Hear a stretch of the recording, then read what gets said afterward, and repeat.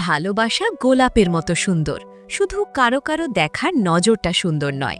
ভালোবাসা এমনই, যা কোনো বাধা মানে না। তো হ্যালো গাইস, কেমন আছো সবাই? আজকে তোমাদের জন্য একটি অস্কার প্রাপ্ত মাস্টারপিস মুভি নিয়ে হাজির হলাম, যেখানে একটি সুন্দরী বোবা মেয়ে ভুল করে এক ভয়ঙ্কর রাক্ষসের প্রেমে পড়ে যায়। তো কিভাবে তারা প্রেমে পড়ল এবং তাদের এই সম্পর্কের শেষ পরিণতি কি হবে সেটাই দেখব। চলো শুরু করা যাক। গল্পের একদম শুরুতে আমরা দেখি এলিসা এসপোসিতো নামে এক মেয়ে। সে মুখে কথা বলতে পারে না, কিন্তু তার চোখে, তার মুখের অভিব্যক্তিতে আর ছোট ছোট আচরণে যেন হাজারটা কথা লুকিয়ে আছে। সে খুব সরল মনের, একটু চঞ্চল স্বভাবের, আর নিজের এক শান্ত আলাদা জগতে ডুবে থাকা মানুষ। তার জীবনটা একটা ছোট অ্যাপার্টমেন্টের 4 দেয়ালের মধ্যেই আটকে আছে। নিজের বলতে কোনো পরিবার নেই, সত্যিকারের সঙ্গীও নেই। তাই তার প্রতিটা দিন প্রায় একইভাবে কাটে। সকালে ঘুম থেকে ওঠা, নিজের কাজ সামলানো, রাতে কাজে যাওয়া, তারপর আবার সেই একা ঘরে ফিরে আসা। এইভাবেই এলিসা নিজের জীবনটা টেনে নিয়ে যাচ্ছে। তার খুব বেশি চাওয়া নেই, বড় কোনো স্বপ্নও নেই, তবু সে থেমে নেই, কারণ ভিতর থেকে সে দুর্বল নয়। এলিসা জন্ম থেকেই অনাথ। পৃথিবীতে আসার পরই তাকে নদীর ধারে ফেলে যাওয়া হয়েছিল। পরে কেউ একজন তাকে বাঁচিয়ে একটা অনাথ আশ্রমে ভর্তি করে দেয়। তারপর থেকে তার পুরো শৈশব কেটেছে সেই আশ্রমেই। ছোটবেলা থেকেই তার গলায় একটা অদ্ভুত দাগ ছিল। দেখে মনে হয় যেন কোনো ধারালো নখ বা পাঞ্জা দিয়ে একসময় তার গলা ছিঁড়ে ফেলার চেষ্টা করা হয়েছিল। ডাক্তারদের ধারণা ছিল ওই আঘাতের কারণেই তার ভোকাল কর্ড নষ্ট হয়ে গেছে, আর সেই কারণেই সে কখনো কথা বলতে পারে না। কিন্তু মজার বিষয় হলো, এলিসা নিজেরই না বলতে পারাকে কখনো অভিশাপ মনে করেনি, বরং সে নিজের মতো করেই বাঁচতে শিখে গেছে। সে আত্মসম্মানী, পরিশ্রমী, আর কারো করুণা চায় না। নিজের খরচ নিজেই চালানোর জন্য সে একটা সরকারি রিসার্চ ফ্যাসিলিটিতে পরিষ্কার পরিচ্ছন্নতার কাজ করে। তার পুরো জীবনে সত্যিকারের কাছের মানুষ ছিল মাত্র 2 জন। একজন হলো তার পাশের ফ্ল্যাটের প্রতিবেশী জাইলস, বয়সে সে অনেকটাই বড়, একজন চিত্রশিল্পী, আর সেও নিজের জীবনে ভীষণ একা। সে একটা অ্যাডভার্টাইজিং কোম্পানির জন্য পোস্টার বানানোর কাজ করে। আর অন্যজন হলো জেলডা, এলিসার সহকর্মী। জেলডা এলিসার ইশারার ভাষা বোঝে, তাই অনেক সময় সে শুধু বন্ধুই না, এলিসার কণ্ঠস্বর হিসেবেও পাশে থাকে। এই সময়টা ছিল 1960 সালের দিককার। তখন আমেরিকার সোভিয়েত ইউনিয়নের মধ্যে ঠান্ডা যুদ্ধ তুঙ্গে। 2 দেশই তখন সুপার পাওয়ার হওয়ার দৌড়ে মরিয়া, আর একে অন্যের উপর নজরদারি চালাচ্ছে সব সময়। ঠিক এই অবস্থার মধ্যেই বাল্টিমোর শহরের যে সরকারি রিসার্চ ফ্যাসিলিটিতে এলিসা কাজ করে, সেখানে চলছিল খুব গোপন এক গবেষণা। সেদিন রাতেও এলিসা আর জেলডা তাদের নিয়মিত কাজে সেখানে এসে গেছে। তারা দুজন অনেক পুরনো কর্মী হওয়ায় ফ্যাসিলিটির গোপন ল্যাব আর সিক্রেট রুমগুলো পরিষ্কার করার দায়িত্ব তাদেরই ওপর ছিল। এইদিকে তারা একটা ল্যাব পরিষ্কার করতে ব্যস্ত ছিল, আর ঠিক তখনই সেখানে ঢোকে কর্নেল রিচার্ড স্ট্রিকল্যান্ড। তার সঙ্গে ছিল পুরো একটা টিম। সেদিন থেকেই সেই ফ্যাসিলিটিতে নতুন এক গোপন গবেষণা শুরু করতে এসেছে। তাদের সঙ্গে ছিল বড় একটা ট্যাঙ্ক, যেটার ওপরের অংশ মোটা কাঁচ দিয়ে ঢাকা। বাইরে থেকে বোঝা যাচ্ছিল ট্যাঙ্কের ভেতর পানি ভরা, কিন্তু সেই পানি এতটাই ঘোলা আর নোংরা ছিল যে ভিতরে আসলে কি আছে তা একদমই পরিষ্কার বোঝা যাচ্ছিল না। রিচার্ড তখন বিজ্ঞানীদের সঙ্গে জরুরি কথা বলতে ব্যস্ত হয়ে পড়ে, আর সেই সুযোগে কৌতূহলের টান খেয়ে এলিসা ধীরে ধীরে ট্যাঙ্কের দিকে এগিয়ে যায়। তারপর সে চুপচাপ কাচের ভিতর উকি মেরে দেখতে চায় এই রহস্যময় জিনিসটার ভিতরে আসলে কি লুকিয়ে আছে। এলিসা কৌতূহল নিয়ে কাঁচের ওপর হাত রাখতেই হঠাৎ করেই ভেতর থেকে একটা ভয়ঙ্কর পাঞ্জা ধাম করে কাঁচে এসে লাগে, দেখতে অনেকটা কুমিরের নখওয়ালা থাবার মতো। ঠিক তখনই ফ্যাসিলিটির সিকিউরিটি ইনচার্জ ফ্লেমিং সেখানে এসে এলিসা আর জেলডাকে ল্যাবের বাইরে বের করে দেয়। এর কয়েকদিন পর এলিসা আর জেলডা সেই একই ল্যাবের বাইরের করিডোর পরিষ্কার করছিল। হঠাৎ করেই ল্যাবের দরজা খুলে যায় এবং রিচার্ডকে ভেতর থেকে রক্তাক্ত অবস্থায় বের হতে দেখা যায়। তার হাত থেকে টপ টপ করে রক্ত পড়ছে, কারণ তার 2টা আঙুল কেটে আলাদা হয়ে গেছে। এইদিকে কিছু বিজ্ঞানী দৌড়ে এসে তাকে তুলে দ্রুত হাসপাতালে নিয়ে যায়। পুরো ঘটনাটা এত হঠাৎ ঘটে যে এলিসা আর জেলডা শুধু তাকিয়েই থাকে। তবে তাদের এইসব বিষয়ে নাক গলানোর অনুমতি ছিল না, তাই তারা চুপচাপ নিজেদের কাজেই মন দেয়। কিছুক্ষণ পর তারা লাঞ্চ করছিল। ঠিক তখনই ফ্লেমিং এসে তাদের আবার সেই ল্যাবে নিয়ে যায়। এবার তাদের কাজ হলো ভেতরের সবকিছু পরিষ্কার করা। ল্যাবে ঢুকেই তারা দেখে চারদিকে রক্ত ছড়িয়ে আছে। অবস্থা এতটাই খারাপ যে মনে হচ্ছিল এখানে কিছু ভয়ঙ্কর ঘটনা ঘটেছে। ফ্লেমিং কড়া গলায় বলে দেয়, মাত্র 20 মিনিটের মধ্যে পুরো ল্যাব ঝকঝকে পরিষ্কার চাই। এরপর এলিসা আর জেলডা কোনো প্রশ্ন না করেই কাজে লেগে যায়। পরিষ্কার করতে করতে এলিসার চোখে পড়ে মেঝেতে পড়ে থাকা রিচার্ডের কাটা 2টা আঙুল। দৃশ্যটা যতই অদ্ভুত হোক, এলিসার মুখে ভয় বা ঘৃণার কোনো ছাপ দেখা যায় না। সে একদম শান্তভাবে আঙুল 2টো তুলে একটা প্যাকেটে ভরে ফেলে। কিন্তু জেলরা সেটা দেখে একেবারে অস্বস্তিতে মুখ কুঁচকে ফ্লেমিংকে ডাকতে ছুটে যায়। ঠিক সেই সময় এলিসা পিছন দিক থেকে পানি ভরা একটা কাচের চেম্বারের ভেতর অদ্ভুত নড়াচড়া টের পায়। এলিসা সাবধানে চেম্বারের কাছে এগিয়ে যায়, আর কাছে যেতেই সে এমন কিছু দেখে যা দেখে তার চোখ বিস্ময়ে বড় হয়ে যায়। কাচের ভেতর বন্দি ছিল এক অদ্ভুত প্রাণী। তাকে পুরোপুরি মানুষও বলা যায় না, আবার পুরোপুরি মাছ বা অন্য কোনো জলজ প্রাণীও না। যেন মানুষের শরীর আর জলের প্রাণীর গঠন মিলিয়ে তৈরি এক রহস্যময় সত্তা। দৃশ্যটা অস্বাভাবিক হলেও এলিসা তাকে দেখে পিছিয়ে যায় না। সে আবার ধীরে কাচের ওপর হাত রাখে। আশ্চর্যের বিষয়, ভেতরের প্রাণীটাও এলিসার দিকে হাত বাড়িয়ে দেয়। কিন্তু ঠিক তখনই বাইরে কারো পায়ের শব্দ ভেসে আসে। শব্দ শুনে প্রাণীটা সঙ্গে সঙ্গে সরে যায়। কয়েক সেকেন্ড পর ফেলিংকে নিয়ে সেখানে ফিরে আসে। এলিসা তখন শান্তভাবে প্যাকেটে ভরা কাটা আঙুলগুলো ফ্লেমিংয়ের হাতে তুলে দেয়। তারপর সেখান থেকে বেরিয়ে যায়। কিন্তু ঘটনাটা সেখানেই শেষ হয়নি। পরের রাতে ফ্যাসিলিটির প্রায় সব স্টাফ চলে যাওয়ার পর এলিসা চুপি চুপি আবার সেই ল্যাবে ঢোকে। সে এখানে কাজ করে বলে তার কাছে ল্যাবের প্রবেশাধিকার ছিল। ভেতরে ঢুকে সে দেখে আজ সেই অদ্ভুত প্রাণীটাকে পানি ভরা একটা পুলের মধ্যে শিকল দিয়ে বেঁধে রাখা হয়েছে।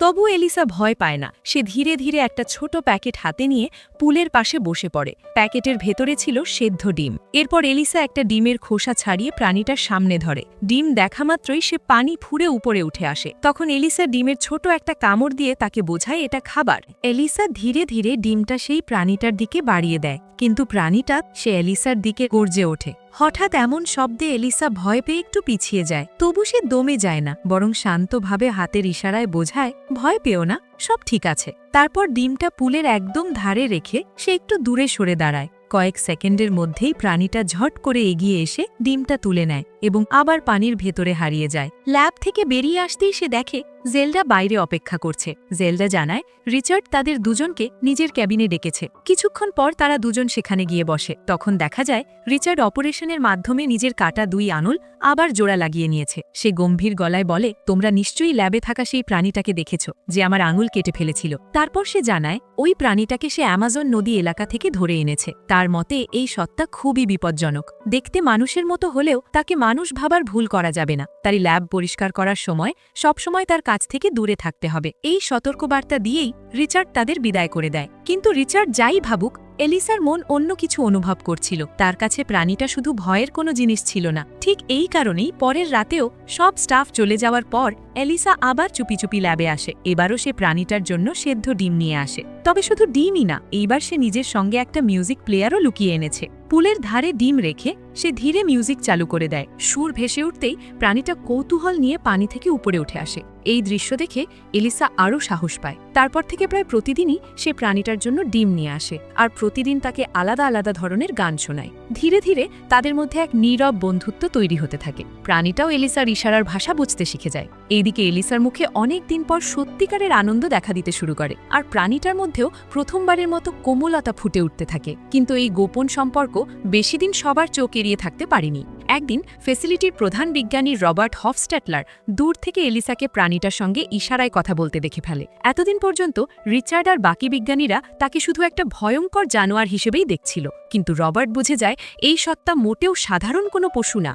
সে বুদ্ধিমান, সে বুঝতে পারে, এমনকি যোগাযোগও করতে পারে। তবে আশ্চর্যের বিষয়, রবার্ট এই গুরুত্বপূর্ণ তথ্য সঙ্গে সঙ্গে রিচার্ডকে জানায় না। পরের সকালেই আমরা দেখি রবার্ট এক নির্জন জায়গায় কারো সঙ্গে দেখা করতে এসেছে। কিছুক্ষণ পর সেখানে একটা গাড়ি এসে থামে। গাড়ির ভেতরে বসে থাকা লোকটা রবার্টের কাছে প্রথমেই একটা পাসওয়ার্ড চায়। আর এখানেই স্পষ্ট হয়ে যায় এই ফ্যাসিলিটির এই রহস্য শুধু ল্যাবের ভেতরেই সীমাবদ্ধ না, এর পেছনে আরও বড় কোনো খেলা লুকিয়ে আছে। পাসওয়ার্ড মিলে যেতেই লোকটা রবার্টকে একটা রেস্টুরেন্টের কিচেনের ভেতর নিয়ে যায়। সেখানে গিয়ে রবার্টের দেখা হয় আরও 2 রাশিয়ান লোকের সঙ্গে, আর তখনই তারা তাকে রবার্ট না বলে দিমিত্রি নামে ডাকে। নামটা শুনেই বোঝা যায় এ লোকটা আসলে যাকে সবাই রবার্ট হফস্ট্যাটলার বলে চেনে, সে আসলে অন্য কেউ। সত্যিটা হলো সে একজন রাশিয়ান গুপ্তচর। বহু বছর ধরে নাম বদলে আমেরিকার মধ্যে ঢুকে থেকে সে গোপনে তথ্য পাঠিয়ে আসছে নিজের দেশে। কিচেনের ভেতরে থাকা ওই 2 লোকও ছিল তারই সাথী। রবার্ট তাদের কাছে সেই রহস্যময় প্রাণীটার সব তথ্য দিতে এসেছে। সে জানায় প্রাণীটা শুধু সাধারণ কোনো জীব না, সে ইশারার ভাষা বুঝতে পারে।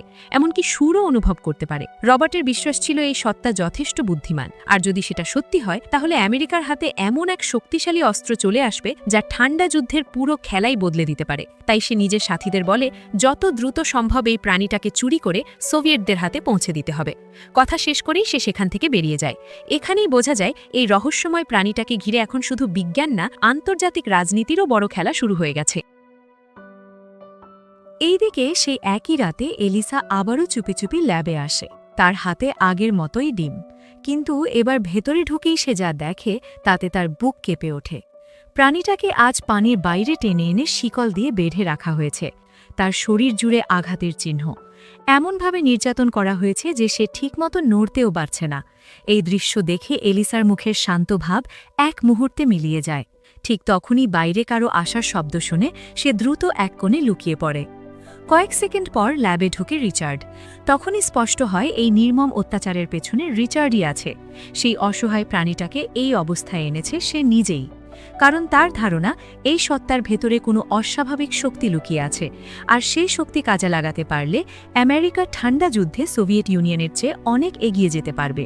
তাই সে প্রাণীটাকে একের পর এক নির্যাতন করে চলেছে, শুধু এই আশায় যে কোনো এক সময় সে নিজের গোপন ক্ষমতা দেখাবে। কিন্তু এত অত্যাচারের পরও রিচার্ড তার মধ্যে তেমন কিছু খুঁজে পায়নি। জেনারেল ফ্র্যাঙ্ক প্রথমবারের মতো প্রাণীটাকে সামনে থেকে দেখে। সে অবাক হয়ে রিচার্ডকে জিজ্ঞেস করে, এটা আসলে কি জিনিস? উত্তরে রিচার্ড বলে, এটাকে অ্যামাজন নদী অঞ্চল থেকে ধরা হয়েছে। সেখানকার স্থানীয় মানুষ নাকি একে দেবতা মনে করে এবং পূজাও করে। এই কথা শুনে জেনারেল একটু বিদ্রূপের সুরে বলে, এটাকে দেখে তো কোনোভাবেই ঈশ্বর মনে হচ্ছে না। তখন রিচার্ডও ঠান্ডা গলায় বলে, এখন আমিও প্রায় তাই ভাবছি।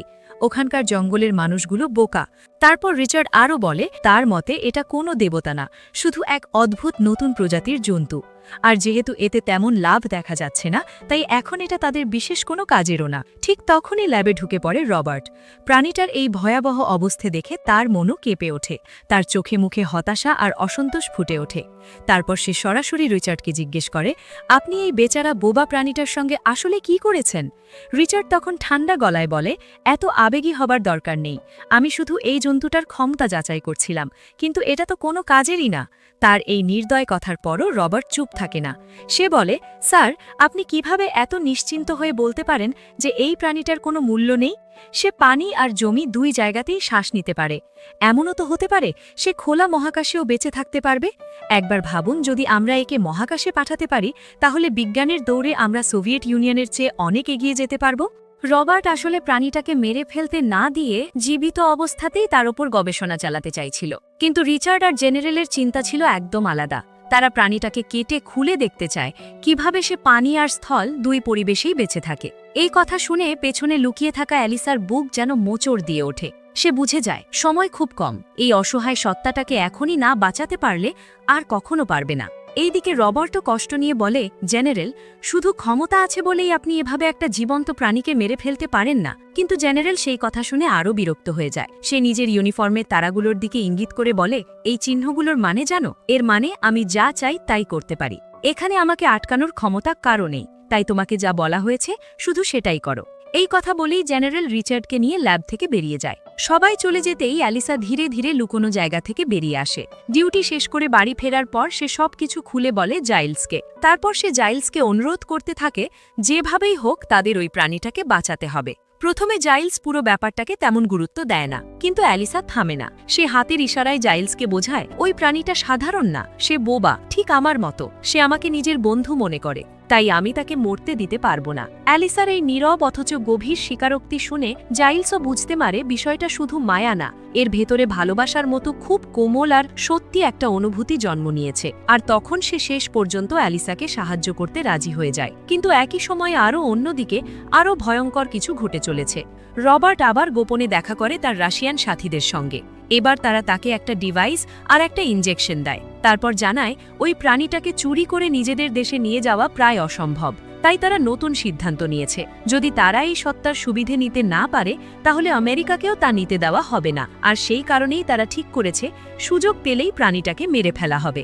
রাশিয়ান লোকগুলো রবার্টকে বলে এই ডিভাইসটা ফেসিলিটির ফিউজ বক্সে লাগিয়ে দেবে। এতে 5 মিনিটের জন্য সব ক্যামেরা আর বিদ্যুৎ বন্ধ হয়ে যাবে, আর পুরো জায়গাটা অন্ধকার হয়ে গেলে এই ইনজেকশন দিয়ে প্রাণীটাকে শেষ করে দেবে। নিজের দেশের প্রতি রবার্টের আনুগত্য ছিল ঠিকই, কিন্তু এই সিদ্ধান্তে সে ভেতর থেকে ভেঙে পড়ে, কারণ সে বুঝে গিয়েছিল সবাই এখন এই প্রাণীটাকে শুধু ব্যবহার করতে চায়, কেউ তাকে জীবন্ত সত্তা হিসেবে দেখছে না। তার উপর পরের সকালেই রিচার্ড প্রাণীটার শরীর কেটে পরীক্ষা চালাতে চাচ্ছিল। তাই রবার্টের মাথায় তখন একটাই চিন্তা, কিভাবে তাকে এই ভয়ঙ্কর পরিণতি থেকে বাঁচানো যায়। এইদিকে এলিসাও থেমে নেই, সে জাইলসকে নিয়ে একটা পুরো পরিকল্পনা বানিয়ে ফেলে। তাদের সিদ্ধান্ত, রাতের অন্ধকারে ওই প্রাণীটাকে কাপড় বহনের গাড়িতে তুলে ফেসিলিটি থেকে বের করে আনা হবে। এই কাজটা নিখুঁত করতে জাইলস নিজের ভ্যানে সেই লন্ড্রি কোম্পানির নাম এঁকে দেয়, যেটা নিয়মিত ফেসিলিটি থেকে ময়লা কাপড় নিয়ে যায়। শুধু তাই না, নিজের শিল্পী সত্তা কাজে লাগিয়ে সে ফেসিলিটির স্টাফদের মতো দেখতে একটা নকল আইডিও বানিয়ে ফেলে। এলিসা জাইলসকে বলে ঠিক ভোর 5টায় লোডিং ডকে গাড়ি নিয়ে উপস্থিত থাকতে হবে। সে এই সময়টাই বেছে নেয়, কারণ ঠিক তখনই শিফট বদল হয়, ফলে কিছুক্ষণের জন্য পুরো জায়গায় স্বাভাবিকভাবেই একটু বিশৃঙ্খলা তৈরি হবে, আর সেই সুযোগেই তারা কাজটা করতে পারবে। সব পরিকল্পনা মাথায় নিয়ে এলিসা ডিউটিতে আসে। সে ধৈর্য ধরে ভোর হবার অপেক্ষা করে, আর 5টা বাজতে একদম অল্প সময় বাকি থাকতেই চুপি চুপি সেই ল্যাবে ঢুকে পড়ে। ভেতরে ঢুকেই সে খুব বুদ্ধি করে ক্যামেরাগুলোর মুখ ওপরে ঘুরিয়ে দেয়, যাতে কেউ তাকে স্পষ্টভাবে দেখতে না পারে। তারপর সে প্রাণীটার শিকল খুলে তাকে মুক্ত করার চেষ্টা শুরু করে, কিন্তু ঠিক তখনই সেখানে এসে হাজির হয় রবার্ট। ল্যাবের ভেতর এলিসাকে দেখে সে বুঝতে পারে এই মেয়েটা সত্যিই প্রাণীটাকে বাঁচাতে এসেছে, আর তখন সে এলিসার পক্ষেই দাঁড়ানোর সিদ্ধান্ত নেয়। তারপর সে শিকলের চাবিটা এলিসার হাতে তুলে দেয়। একই সময়ে অন্যদিকে পরিষ্কার কর্মীদের শিফটও বদল হচ্ছিল। সবাই নিজের নিজের অ্যাটেন্ডেন্স কার্ড পাঞ্চ করে বাড়ির পথে বেরিয়ে গেছে, কিন্তু জেলডা খেয়াল করে এলিসার কার্ড এখনও ভেতরেই রয়ে গেছে। এতেই সে বুঝে যায় এলিসা নিশ্চয়ই কোনো বড় কাজের মধ্যে আছে। সে পুরো ফেসিলিটিতে তাকে খুঁজতে শুরু করে, আর ততক্ষণে এলিসা আর রবার্ট মিলে প্রাণীটাকে কাপড় বহনের বড় একটা কার্টে তুলে কাপড়ের স্তূপের ভেতর লুকিয়ে ফেলে। বাইরে থেকে দেখলে বোঝার উপায়ই নেই যে ভেতরে একজন জীবন্ত সত্তা লুকিয়ে আছে। এরপর রবার্ট খুব জরুরি কিছু নির্দেশনা এলিসাকে দেয়। সে বলে এই প্রাণীটাকে সবসময় পানির মধ্যে রাখতে হবে। তারপর সে একটা ছোট বাক্স এলিসার হাতে দেয়। বাক্সের ভেতরে ছিল বিশেষ এক ধরনের উপাদান। রবার্ট বলে প্রতি 3 দিন পর পর এটা ওই পানিতে মিশিয়ে দিতে হবে, এতে প্রাণীটা প্রয়োজনীয় পুষ্টি পাবে এবং বেঁচে থাকতে সুবিধা হবে। এরপর রবার্ট এলিসাকে বলে আগামী 5 মিনিটের মধ্যেই আমি পুরো জায়গার বিদ্যুৎ বন্ধ করে দেব। ওই অন্ধকারের সুযোগে তোমাকে যেভাবেই হোক তাকে এখান থেকে বের করে নিতে হবে। এইদিকে পরিকল্পনা অনুযায়ী জাইলসও নিজের লন্ড্রি ভ্যান নিয়ে ফ্যাসিলিটিতে পৌঁছে গেছে, কিন্তু ভেতরে ঢোকার আগেই এক গার্ড তাকে আটকে দেয়। গার্ড তার আইডি চেয়ে সেটা ভালো করে পরীক্ষা করতে শুরু করে, আর ঠিক তখনই অন্যদিকে রিচার্ড সিসিটিভি মনিটরে জাইলসের ভ্যানটা দেখে ফেলে। এত ভোরে লন্ড্রি ভ্যান দেখে তার মনে সঙ্গে সঙ্গে সন্দেহ জাগে, কিছু একটা নিশ্চয়ই গোলমাল হচ্ছে। রিচার্ড সঙ্গে সঙ্গে গার্ডকে ফোন করে। এইদিকে গার্ড যখন ফোন ধরতে যায় তখনও সে জাইলসের আইডিটা হাতে ধরেছিল। জাইলস নকল আইডি বানিয়েছিল বেশ নিখুঁতভাবে, কিন্তু সমস্যা হয় সেটার কালি নিয়ে। গার্ডের আঙ্গুল আইডির ওপর ঘষা লাগতেই কালি মুছে যেতে শুরু করে, আর তখনই সে বুঝে যায় এই আইডি জাল। মুহূর্তের মধ্যে সে বন্দুক তুলে জাইলসের দিকে তাকা করে এবং ভ্যান থেকে নেমে আসতে বলে। একই সময়ে রিচার্ডও দৌড়ে সে ভ্যানের দিকে এগোতে থাকে। পুরো পরিস্থিতি কয়েক সেকেন্ডের মধ্যে ভয়ঙ্কর হয়ে ওঠে। এইদিকে এলিসা ততক্ষণে প্রাণীটাকে লোডিং ডকের কাছাকাছি নিয়ে এসেছে, কিন্তু ঠিক তখনই জেলটা তাকে দেখে ফেলে। প্রথমে জেলটা ভয় পেয়ে তাকে থামানোর চেষ্টা করে, কারণ সে জানে ধরা পড়লে এলিসার জীবন একেবারে শেষ হয়ে যেতে পারে। ঠিক তখনই রবার্ট ফিউজ বক্সে নিজের ডিভাইস লাগিয়ে পুরো ফ্যাসিলিটির বিদ্যুৎ বন্ধ করে দেয়। চারপাশ এক ঝটকায় অন্ধকারে ডুবে যায়। তারপর সে দ্রুত লোডিং ডকে এসে এলিসাকে বলে তাড়াতাড়ি করো, আমাদের হাতে মাত্র 5 মিনিট সময় আছে। এই কথা শুনে জেলডাও আর পিছিয়ে থাকতে পারে না। শেষ পর্যন্ত সেও এলিসার পাশে দাঁড়ায়। কিছুক্ষণের মধ্যেই তারা 3 জন মিলে প্রাণীটাকে ভ্যানের দিকে নিতে শুরু করে। ঠিক তখনই রবার্ট দূর থেকে দেখে গার্ড বন্দুক তাক করে জাইলসকে দাঁড় করিয়ে রেখেছে। এক মুহূর্ত দেরি না করে সে দৌড়ে গিয়ে পেছন থেকে গার্ডের গায়ে ইনজেকশন ঢুকিয়ে দেয়। ইনজেকশন লাগার সঙ্গে সঙ্গেই গার্ড মাটিতে লুটিয়ে পড়ে। জাইলস তখন প্রাণ হাতে নিয়ে সোজা ভ্যান চালিয়ে লোডিং ডকে পৌঁছে যায়। এলিসা আর দেরি না করে প্রাণীটাকে ভ্যানের ভেতরে তোলে। তারপর জাইলসকে নিয়ে দ্রুত সেখান থেকে বেরিয়ে যায়। রবার্টও জেলডাকে সঙ্গে নিয়ে যত দ্রুত সম্ভব সরে পড়ে। এইদিকে এলিসা প্রাণীটাকে নিয়ে নিজের অ্যাপার্টমেন্টে পৌঁছে যায়। সে জানত বেশি সবাই পানির বাইরে থাকলে প্রাণীটা বাঁচবে না। তাই ঘরে ঢুকেই সে তাকে দ্রুত পানি ভরা নিজের টাবে শুইয়ে দেয়। তারপর রবার্টের দেওয়া পুষ্টিকর উপাদানও সেই পানিতে মিশিয়ে দেয়। কিন্তু তবুও প্রাণীটার অবস্থা তেমন উন্নতি হয় না, বরং তার শ্বাস নিতে আরও কষ্ট হতে থাকে। এলিসা আতঙ্কে বুঝতে পারে কিছু একটা এখনও ঠিক হয়নি। হঠাৎ করেই তার মনে পড়ে রবার্ট বলেছিল পানিতে লবণও মেশাতে হবে। সঙ্গে সঙ্গে সে দৌড়ে গিয়ে লবণের ডিব্বা নিয়ে আসে এবং প্রায় সব লবণ টাবের পানিতে ঢেলে দেয়। কিন্তু কয়েক মুহূর্ত পর সে বুঝতে পারে ততক্ষণে পরিস্থিতি খুব খারাপ হয়ে গেছে। প্রাণীটার শরীরে আর কোনো নড়াচড়া নেই, সে একদম স্থির হয়ে পড়ে আছে। আর এই দৃশ্য দেখে এলিসার মুখ থেকে সব রং যেন এক মুহূর্তে উধাও হয়ে যায়। প্রাণীটাকে একদম নিস্তেজ হয়ে পড়ে থাকতে দেখে এলিসার মন ভেঙে যায়। সে ভেবে নেয় এত কষ্ট করে বাঁচিয়ে আনার পরও হয়তো শেষ পর্যন্ত তাকে বাঁচাতে পারল না। কিন্তু ঠিক তখনই হঠাৎ করেই প্রাণীটা গভীর শ্বাস নিয়ে উঠে বসে, যেন নতুন করে প্রাণ ফিরে পেয়েছে। আর এটা দেখেই এলিসার বুকের ভেতর জমে থাকা ভয় এক মুহূর্তে নেমে যায়। সে বুঝতে পারে এবার আপাতত সে নিরাপদ। এইদিকে অন্যদিকে যখন জেনারেল জানতে পারে যে প্রাণীটা চুরি হয়ে গেছে, তখন সে রিচার্ডকে সরাসরি হুমকি দেয়। খুব দ্রুত তাকে সেই জিপটাকে ফিরিয়ে আনতে হবে, না হলে চাকরি হারাতে হবে। এই কথা শোনার পর রিচার্ড পুরো শক্তি দিয়ে খোঁজ শুরু করে দেয়। পরের সকালেই এলিসা এক বড় নালার ধারে গিয়ে দাঁড়ায়।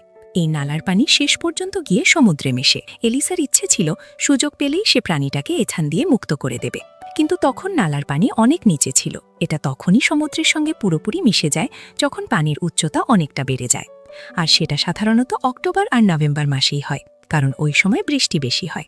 সব হিসেব মিলিয়ে এলিসা ঠিক করে 10 নভেম্বর সে প্রাণীটাকে মুক্ত করবে। তারপর ক্যালেন্ডারে সেই তারিখটা আলাদা করে চিহ্ন দিয়ে রাখে, মানে এখন তাদের হাতে কিছুটা সময় আছে।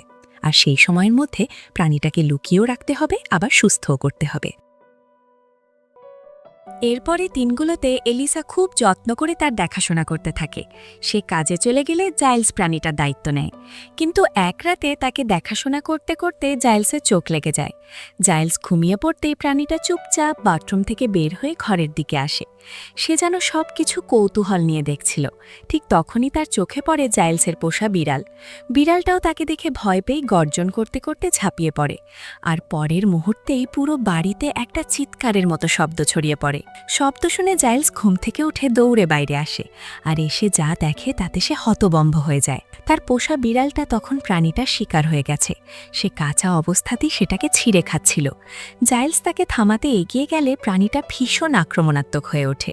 ভয় আর উত্তেজনায় সে জাইলসের হাতে নখ বসিয়ে সেখান থেকে পালিয়ে যায়। রক্ত পড়ে যেতে থাকলে জাইলস সঙ্গে সঙ্গে এলিসাকে ফোন করে বাসায় ডেকে পাঠায়। এলিসা ফিরে এসে জাইলসের হাতের অবস্থা দেখে ভয় পেয়ে যায়, কিন্তু জাইলস তাকে শান্ত করে বলে এটা ইচ্ছে করে করেনি, ও ভয় পেয়েছিল বলেই এমন করেছে। তারপর সে এলিসাকে এক মুহূর্ত দেরি না করে প্রাণীটাকে খুঁজে বের করতে বলে। এলিসা দ্রুত বাইরে বেরিয়ে তাকে খুঁজতে থাকে। কিছু দূর গিয়ে এসে দেখে তাদের অ্যাপার্টমেন্টের নিচতলার থিয়েটারের দরজায় রক্তমাখা হাতের ছাপ লেগে আছে। তখনই সে বুঝে যায় প্রাণীটা নিশ্চয়ই ভেতরে ঢুকেছে। এলিসা থিয়েটারের ভেতরে গিয়ে দেখে সত্যি সে সেখানেই আছে। বড় পর্দায় চলা সিনেমার দিকে সে মুগ্ধ হয়ে তাকিয়ে আছে, তার চোখে মুখে শিশুর মতো বিস্ময়। সৌভাগ্য ভালো ছিল তখন হল একদম খালি, তাই তাকে কেউ দেখতে পায়নি। এলিসা ধীরে ধীরে তাকে শান্ত করে আবার বাসায় ফিরিয়ে নিয়ে আসে। বাড়ি ফিরে সে আগে জাইলসের ক্ষত পরিষ্কার করে ব্যান্ডেজ করে দেয়। আর ঠিক তখনই অদ্ভুত একটা ঘটনা ঘটে। প্রাণীটা ধীরে ধীরে জাইলসের কাছে এসে দাঁড়ায়। সে নিজের একটা হাত জাইলসের মাথায় রাখে আর জাইলসের হাত টেনে নিজের মাথার উপর রাখে। পরের মুহূর্তেই তার শরীর থেকে হালকা নীলচে আলো বেরোতে শুরু করে। দৃশ্যটা দেখে জাইলস একেবারে স্তব্ধ হয়ে যায়। তারপর প্রাণীটা নিজের হাত জাইলসের ক্ষতের ওপর রাখে। তখন জাইলস বুঝতে পারে এই সত্তা শুধু হিংস্র না, তার ভেতরে অনুশোচনাও আছে। সে বুঝতে পেরেছে সে ভুল করেছে, আর হয়তো এটাই তার ক্ষমা চাওয়ার নিজস্ব ভাষা। সময়ের সঙ্গে সঙ্গে জাইলসও সেই প্রাণীটাকে পুরোপুরি ক্ষমা করে দেয় এবং নিজের ক্ষতে ব্যান্ডেজ বেঁধে নেয়। আর এই সময়ের মধ্যেই প্রাণীটাও ধীরে ধীরে মানুষের অনুভূতি বুঝতে শিখছিল। সে এখন শুধু ইশারা বা সুর না, মানুষের মনের টানও বুঝতে পারছিল। সবচেয়ে বেশি বদল আসে এলিসাকে ঘিরে। তার প্রতি প্রাণীটার গভীর টান তৈরি হয়ে যায়, আর এলিসাও তাকে আর শুধু বন্ধুর মতো দেখে না, তার মনেও ভালোবাসা জন্ম নেয়। ধীরে ধীরে তাদের সম্পর্ক এতটাই গভীর হয়ে ওঠে যে সেটা শুধু মনের ভেতর সীমাবদ্ধ থাকে না, তারা শরীর আর আত্মা দুই দিক থেকেই একে অন্যের খুব কাছের হয়ে যায়। এলিসার কাছে মনে হতে থাকে জীবনে প্রথমবার সে সত্যিকারের একজন সঙ্গীকে পেয়েছে, এমন একজন যে তাকে ঠিক যেমন তেমনভাবেই গ্রহণ করেছে। তাই তার সঙ্গে কাটানো সময়গুলোই এখন এলিসার জীবনের সবচেয়ে সুন্দর মুহূর্ত হয়ে ওঠে। অন্যদিকে রিচার্ডও বসে নেই। সে পাগলের মতো প্রাণীটাকে খুঁজে চলেছে। তার সন্দেহর তালিকায় সবচেয়ে ওপরে ছিল রবার্ট, কারণ শুরু থেকেই রবার্ট ওই প্রাণীটাকে মেরে ফেলার বিরুদ্ধে ছিল। তাই রিচার্ড গোপনে তার উপর নজর রাখতে শুরু করে। অন্যদিকে রবার্টের রাশিয়ান সাথীরা ভেবে নিয়েছিল সে তাদের নির্দেশ মেনেই প্রাণীটাকে ইঞ্জেকশন দিয়ে মেরে ফেলেছে। তারা তাকে আশ্বাস দেয় খুব শিগগিরই তাকে রাশিয়ায় ফিরিয়ে নেওয়া হবে। সবকিছু যেন এক অদ্ভুত মিথ্যার উপর দাঁড়িয়ে এগোচ্ছিল, আর প্রত্যেকে ভাবছিল সেই সবচেয়ে চালাক। এরই মধ্যে এক সকালে চাইল্স ঘুম থেকে উঠে এমন কিছু দেখে যা তার নিজেরও বিশ্বাস হচ্ছিল না।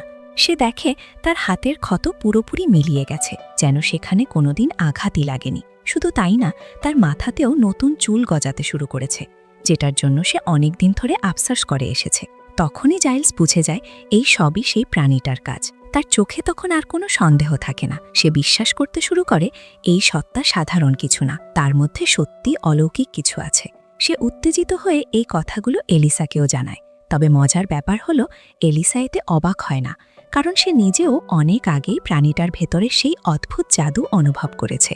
এরপর অবশেষে সেই দিন এসে যায় যেদিন শহরে ভারী বৃষ্টি নামতে শুরু করে। টানা বৃষ্টিতে খালটা পুরো ভরে ওঠে, আর তার মানে একটাই, এখন আর দেরি করা যাবে না, প্রাণীটাকে মুক্ত করার সময় এসে গেছে। কিন্তু এখানেই এলিসার সবচেয়ে বড় কষ্ট, কারণ সে এখন তাকে এত গভীরভাবে ভালোবেসে ফেলেছে যে তাকে ছেড়ে দেবার কথা ভাবলেই বুক ভেঙে যায়। তবে সে জানে নিজের কাছে আটকে রাখাটা ভালোবাসা না। যদি সে সত্যিই তাকে ভালোবেসে থাকে তাহলে তাকে বাঁচার সুযোগ দিতে হবে, কারণ আজ না হোক কাল রিচার্ড তাকে খুঁজে বের করবেই, আর তখন তার পরিণতি হবে ভয়ঙ্কর। এইদিকে রবার্টেরও দেশ ছাড়ার সময় এসে গেছে। তার রাশিয়ান সাথীরা তাকে সব জিনিসপত্র নিয়ে সেই নির্জন জায়গায় আসতে বলে যেখানে তারা আগেও দেখা করেছিল। কিন্তু রবার্ট জানত না রিচার্ড গোপনে তাকে অনুসরণ করছে। রবার্ট নির্দিষ্ট জায়গায় পৌঁছে যায়। কিছুক্ষণ পর তার দুই সাথীও সেখানে আসে। সবকিছু প্রথমে স্বাভাবিকই মনে হচ্ছিল, কিন্তু হঠাৎ করেই তারা বন্দুক বের করে রবার্টকে গুলি করে বসে। সে মাটিতে লুটিয়ে পড়ে। আসলে তাদের নিয়মই ছিল এমন, কাজ শেষ হয়ে গেলে নিজেদের গুপ্তচরকেও তারা বাঁচিয়ে রাখে না। কিন্তু তারা রবার্টকে শেষ করার আগেই রিচার্ড সেখানে এসে পৌঁছে যায়। সে কোনো দেরি না করে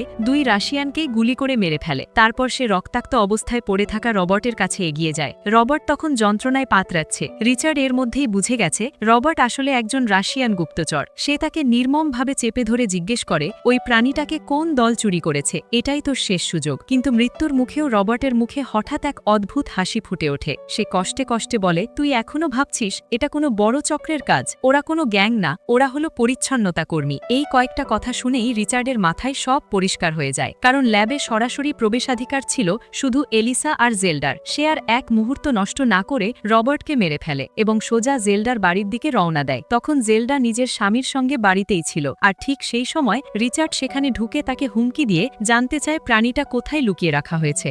কিন্তু জেলডা কোনোভাবেই রিচার্ডকে সত্যিটা বলতে রাজি ছিল না। সে যতই ভয় দেখাক, জেলডা মুখ খোলেনি। কিন্তু তার স্বামী ছিল ভীষণ ভীতু মানুষ। রিচার্ডের রাগী চেহারা আর হুমকি দেখে সে সবকিছু বলে দেয়, জানিয়ে দেয় সেই প্রাণীটা এখন অ্যালিসার কাছেই আছে। এই খবর পাওয়ার সঙ্গে সঙ্গেই রিচার্ড অ্যালিসার বাসার দিকে রওনা দেয়। আর ঠিক তখনই জেলডা ফোন করে অ্যালিসাকে সাবধান করে দেয় যে রিচার্ড খুব অল্প সময়ের মধ্যেই সেখানে পৌঁছে যাবে। এটা শুনে অ্যালিসা আর জাইলস আর এক মুহূর্ত নষ্ট করে না। তারা দ্রুত প্রাণীটাকে নিয়ে বেরিয়ে যাওয়ার প্রস্তুতি নিতে শুরু করে। তবে সময় তাদের হাতে খুব কম ছিল। কিছুক্ষণের মধ্যেই রিচার্ড অ্যালিসার বাসায় পৌঁছে যায়। সৌভাগ্য ভালো ছিল ততক্ষণে অ্যালিসা আর জাইলস প্রাণীটাকে নিয়ে খালের দিকে রওনা হয়ে গেছে। বাসায় কাউকে না পেয়ে রিচার্ড রাগে প্রায় উন্মাদ হয়ে ওঠে। তখনই তার চোখে পড়ে সেই ক্যালেন্ডার, যেখানে অ্যালিসা বৃষ্টি আর ডকের কথা লিখে রেখেছিল। ওই লেখা দেখে রিচার্ড সব বুঝে যায়। অ্যালিসা নিশ্চয়ই প্রাণীটাকে আজ মুক্ত করতে খালের দিকেই গেছে, আর এটা বুঝেই সে সোজা সেদিকে ছুটে যায়। এইদিকে অ্যালিসা আর জাইলস অতক্ষণে প্রাণীটাকে নিয়ে খালের ধারে পৌঁছে গেছে। সামনে এখন সেই মুহূর্ত যেটা অ্যালিসা চাইছিল আবার চাইছিল না, কারণ আজ তাকে নিজের সবচেয়ে প্রিয় সত্তাটাকে ছেড়ে দিতে হবে। সে জানত এটাই ঠিক কাজ, এটাই তার ভালোবাসার সত্যি রূপ। তবু বুকের ভেতরের কষ্ট থামছিল না। চোখে জল নিয়ে সে প্রাণীটার দিকে শেষবারের মতো তাকায়। তারপর নিজের সব অনুভূতি চেপে রেখে তাকে বিদায় জানায় আর ধীরে ধীরে সেখান থেকে সরে যেতে শুরু করে। কিন্তু ঠিক তখনই সেখানে এসে হাজির হয় রিচার্ড। সে প্রথমে জাইলসকে আঘাত করে মাটিতে ফেলে অচেতন করে দেয়। তারপর একটু দেরি না করে অ্যালিসা সেই প্রাণী দুজনকেই গুলি করে বসে। মুহূর্তের মধ্যে সবকিছু থেমে যায়। অ্যালিসা মাটিতে লুটিয়ে পড়ে, প্রাণীটাও নিস্তেজ হয়ে যায়। কিছু সেকেন্ড পর চাইল্স কষ্ট করে উঠে দাঁড়ায়। সে কাছে থাকা একটা কাঠ তুলে রিচার্ডের ওপর আঘাত করে তাকে মাটিতে ফেলে দেয়। তারপর ছুটে আসে অ্যালিসার কাছে, কিন্তু ততক্ষণে যেন সব শেষ। জাইলস কাঁপতে থাকা হাতে অ্যালিসাকে কোলে তুলে নেয় আর কান্নায় ভেঙে পড়ে। তার মনে হচ্ছিল সে নিজের সবচেয়ে প্রিয় বন্ধুকে হারিয়ে ফেলেছে। ঠিক তখনই অসম্ভব কিছু ঘটে। প্রাণীটার শরীর থেকে আলো ঝলমল করতে শুরু করে। কয়েক মুহূর্তের মধ্যেই সে আবার জেগে ওঠে, যেন মৃত্যুও তাকে থামাতে পারে না। সে নিজের বুকের ক্ষতের উপর হাত বুলিয়ে যায়, আর আশ্চর্যভাবে ক্ষতগুলো কালির দাগ মুছে যাওয়ার মতো মিলিয়ে যায়। তখন সে দেখতে পায় রিচার্ড আবারও উঠে দাঁড়িয়েছে এবং বন্দুক রিলোড করছে। সে আবার আক্রমণ করতে চায়। এটা দেখেই প্রাণীটার চোখে ভয়ঙ্কর রাগ জ্বলে ওঠে। সে ধীরে ধীরে রিচার্ডের কাছে যায় এবং নিজের পাঞ্জার এক আঘাতেই তার গলা চিরে তারে। রিচার্ড ছটফট করতে করতে সেখানেই মারা যায়। এরপর প্রাণীটা ফিরে আসে এলিসার কাছে। নিজের এলিসাকে নিথর পড়ে থাকতে দেখে তার ভেতরের যন্ত্রণা যেন ফেটে পড়ে। সে খুব আস্তে করে এলিসাকে কোলে তুলে নেয় এবং তাকে নিয়ে পানিতে ঝাঁপ দেয়। এলিসার শরীর তখন ধীরে ধীরে পানির গভীরে ডুবে যেতে থাকে। ঠিক সেই সময় প্রাণীটা তার কাছে আসে। সে এলিসার গলার দুই পাশে থাকা জন্মদাগের মতো চিহ্নগুলোর দিকে তাকায়। এই দাগগুলো ছোটবেলা থেকে এলিসার শরীরে ছিল। প্রাণীটা আলতো করে ওই দুই পাশে হাত রাখে, তারপর খুব ভালোবাসে নিয়ে তাকে চুমু খায়, আর পরের মুহূর্তে একটু দূরে সরে যায়। তারপর এমন এক ঘটনা ঘটে যেটা সত্যিই অবিশ্বাস্য। এলিসার গলার দুই পাশের সেই দাগ ধীরে ধীরে বদলে গিয়ে মাছের গিলসের মতো হয়ে যায়, আর তারপরই এলিসা হঠাৎ চোখ খুলে ফেলে। সে এখন পানির ভেতরেও নিঃশ্বাস নিতে পারছে। মানে সে আর আগের সেই পৃথিবীর মানুষ হয়ে নেই, সে এখন সেই প্রাণীটার জগতেরও অংশ হয়ে গেছে। এলিসা আর প্রাণীটা একে অন্যকে জড়িয়ে ধরে। তারপর তারা ধীরে ধীরে সমুদ্রের গভীর অন্ধকারে মিলিয়ে যায়, যেন তাদের ভালোবাসা শেষ পর্যন্ত সব বাধা পেরিয়ে নিজের ঠিকানা খুঁজে পেয়েছে। সত্যি বলতে এলিসার ভালোবাসা ছিল পানির মতোই, না রং দেখেছে, না চেহারা, না ভাষার দেয়ালে থেমেছে, না সমাজের বাঁধনে আটকে গেছে। পানি যেমন যে পাত্রে যায় তার আকার নেয়, তেমনি এলিসার ভালোবাসাও নিজের রূপ বদলে শেষ পর্যন্ত তাকে তার সত্যিকারের ভালোবাসার কাছে পৌঁছে দেয়। আর এইভাবেই গল্পটা শেষ হয়। বন্ধুরা, যদি তোমাদেরও মনে হয় আমাদের ভিডিও সবসময় তোমাদের কাছে পৌঁছায় না, তাহলে সাবস্ক্রাইব করার পর বেল আইকনে ক্লিক করে অল অপশনটা সিলেক্ট করে রেখো। তাহলে নতুন ভিডিও আপলোড হলেই সবার আগে নোটিফিকেশন পেয়ে যাবে। ধন্যবাদ।